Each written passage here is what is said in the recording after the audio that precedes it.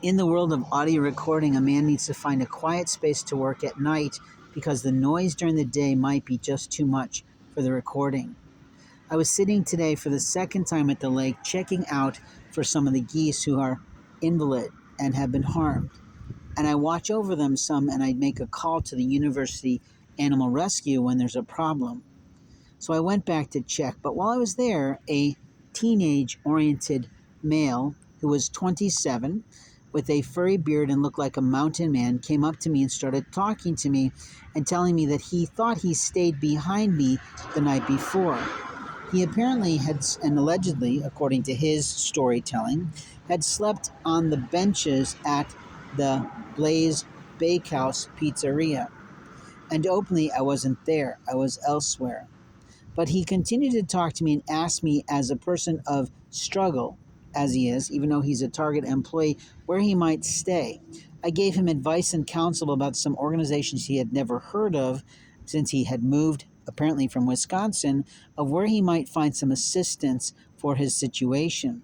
Based on the fact that it was, according to him, 11ish in the morning still, I suggested he wait till after he had lunch to go to an organization he would have from 1 o'clock to 5 o'clock in most business offices to pursue his questions.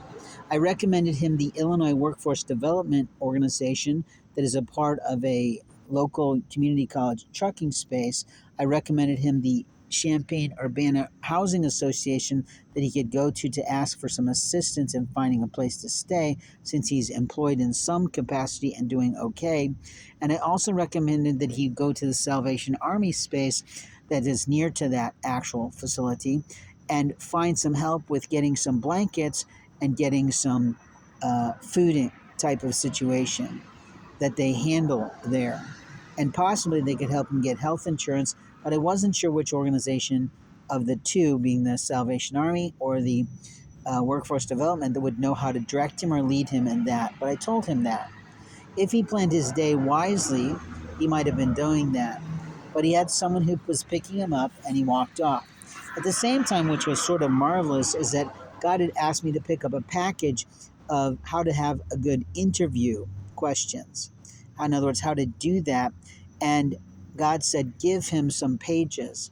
So I gave him a couple of pages of how to have a good job interview. I also recommended to him that there was plenty of manufacturing jobs in the community, that if he was a stable person and not someone who had a addiction of any kind, that he probably could get hired on to those places either part-time or full-time.